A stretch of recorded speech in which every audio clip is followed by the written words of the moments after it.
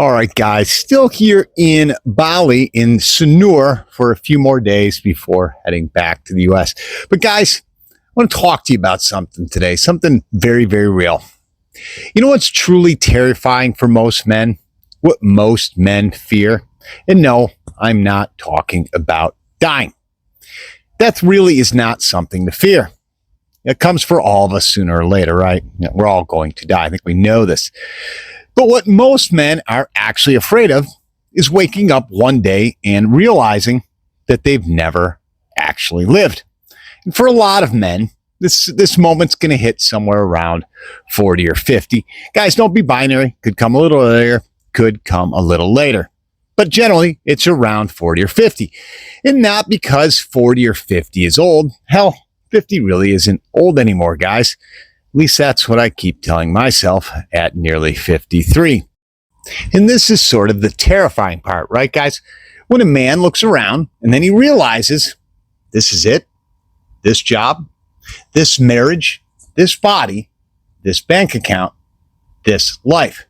And down deep, he knows something he's spent years trying not to think about, that he didn't end up here by accident. It's not, fate or chance. He built this. Brick by brick, decision by decision, compromise by compromise. And now he's trapped in a life he created himself. And for many men, that's a hard pill to swallow, right? Because most regret isn't about failure. It just isn't. It's more about self-betrayal, guys. And today, I want to talk about how so many men wake up at around 50 full of regret and how to make damn sure you're not one of them.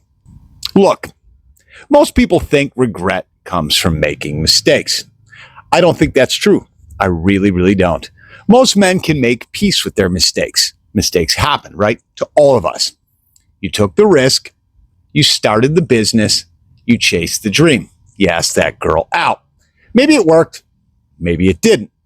But at least you know, right? You have some sort of closure. What really destroys men, really destroys them, is the wondering. Wondering what would have happened if they had actually gone after the life they actually wanted. The one he imagined as a young boy, a teen, or even young adult, right? Wondering who he could have become. Wondering if he settled. Wondering if he quit too early, quit again. Wondering if he spent 30 years living somebody else's life, not his own. That's the real part, guys, that eats men alive. Because down deep, most men already know what they should be doing. I think we all do to some extent, right? We just don't do it all the time. And it's not because you're stupid or you lack intellect or intelligence. I can't even say the word, right? And it's not because you are incapable, but because comfort became so goddamn seductive and it literally surrounds us. It is everywhere. The word I always use, guys, comfort is ubiquitous. And comfort always whispers the same damn thing. Tomorrow. That deadly word. Tomorrow. Tomorrow I'll get in shape. Tomorrow I'll fix my marriage. Tomorrow I'll start that business. Tomorrow I'll travel. Tomorrow I'll write that book. Tomorrow I'll actually begin to live. Then one day you wake up and tomorrow becomes 20 or 30 years later. Now look, before somebody loses their shit in the comments, I'm not saying men should completely abandon responsibility. Not at all, guys. And frankly, quite the opposite. The cruel irony here is that most solid men, fall into this trap because they're responsible. Yes, guys, it is a cruel irony. They take care of people, other people. They provide. They show up. They sacrifice. They sort of become these martyrs. The problem is, guys, and here's the problem. Somewhere along the way here, they become so focused on obligations that they completely abandon themselves in the process. They become husbands. They become fathers, employees, managers, providers, problem solvers. Everybody else's guy and not their own man. And eventually, guys, they can't remember who they were before all those labels got attached to them. I've literally seen it over and over, 1,000 times. A man wakes up at 50 and realizes he's spent decades building a life that works for everybody else except him. He became useful, but he stopped becoming alive. There's a difference, guys, a massive difference. And nobody wants to talk about it. Society loves the useful man, but society really doesn't give a single shit if those men are fulfilled or have purpose in their lives. And many men, I'd say most men, imagine regret as one sort of catastrophic decision, one major life event. It's usually not, and almost never is. It's death by 1,000 compromises, or if you've heard the saying, death by 1,000 cuts. The workout skipped, the standards lowered, the dream postponed, the boundary that was ignored and the truth left unsaid, that opportunity that you avoided, the risks that were never taken, guys. Nobody wakes up one day and decides to become average and mediocre. At least anybody watching this channel, I highly doubt that, right? It happens gradually and over time, almost invisibly, which makes it more sinister and far worse. It's like gaining 50 pounds. You're not going to gain 50 pounds overnight, guys. I don't think that's humanly possible. You gain a half a pound, then another, and then another. And then you look in the mirror and you don't recognize the man staring back at you. The exact same thing, guys. The same things happens with your psychology, psychologically. Every time you betray yourself, as I've said before, every time you lie to yourself, you become slightly less of yourself. Eventually, the gap starts to become enormous. It's a chasm. And that's where the regret shows up, guys. And its weight is really heavy. And as I've said, guys, I've been here in Bali for a little over 3 weeks now. And one thing I've noticed that paradise doesn't, quote unquote, fix people. A lot of people want to come here to sort of fix themselves. In fact, I sort of argue that the opposite is likely to happen. It's going to expose people.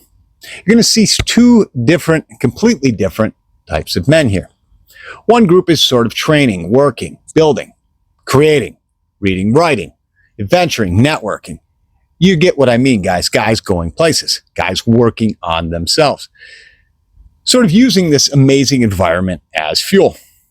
So, and then there's the other group, as I talked about in my last video, guys drinking at noon, scrolling on their phones endlessly, chasing distractions and cheap dopamine, living like they're permanently on spring break, like they're 19, 20, 21 years old again. They're on the same island or islands, same beaches, same weather, but completely different outcomes. And the question becomes, why? Because your problems don't give a shit where you live or where you escape to, guys, and it is escapism. Your regrets get you on the plane, right? And they're going to come with you. They're going to come with you. And a lot of men think they need a new location, a new start, a new woman, maybe a new job, a new house, a new city, right? What they actually need is a new standard or standards. That's, again, if they had any at all. Because you need to change the man first. And if you don't do that, changing the scenery changes nothing. And here's what I think most men regret. It's not money. It's not status. It's not possessions. And it's not even that success or clout, right? I think it's men sort of regret this unrealized potential. In fact, I know this to be true. I know this guy because I was that guy. They regret becoming less than they're capable of becoming. That wound is deep. That cut, it cuts deep, guys. Because every man has sort of a picture in his head, right? Sort of this movie that plays in his head. The man he could have become if he actually gave everything he had in life, instead of sort of half-assing it. If he didn't hold back or live by others' expectations of him, right? He could be stronger, certainly healthier, more disciplined, more capable, and more courageous, guys. More free and more alive. Most regret comes from knowing that version of yourself existed and you never met him. You never found that guy, right? And that's brutal. That's a motherfucker of a pill to swallow, guys. Not because somebody else beat you, not because you lost to another man. It's worse because you quit on yourself. And here's the uncomfortable truth, guys, and you knew it was coming. Every video I have has an uncomfortable truth. Most men don't need more information. They don't need to watch more videos like this. What they need is far more honesty. You already know where you're lying to yourself, right? You know where you're settling in life. You already know the conversations that you're avoiding because they're difficult. You already know the habits destroying you, guys, and we don't have to list them again. I've talked about it 1,000 times. You already know where you're playing small. The problem isn't awareness, guys. The problem is action. All right, guys, and here's the good news. Yes, there's good news. If you're watching this, chances are it's probably not too late. So, guys, I really don't care if you're 35, 45, 50, 55, or hell, even 60. Look, you're not dead, motherfucker, right? And until you're dead, you still have options. You have options, all right? But you need to stop telling yourself comforting lies. Stop feeding yourself bullshit. Because the clock does not care about your intentions. Time does not reward potential. Never has. Time rewards one thing, guys. Action. It rewards results. The one thing I've learned watching successful men, and I've been around a lot of them, is they eventually stopped negotiating with themselves. They stopped negotiating with bullshit. That's it. Real simple, guys. That's the quote-unquote secret. They stop debating. They stop waiting. They take action. They stop looking for this perfect timing. They stop debating. They stop waiting. They stop mental masturbation.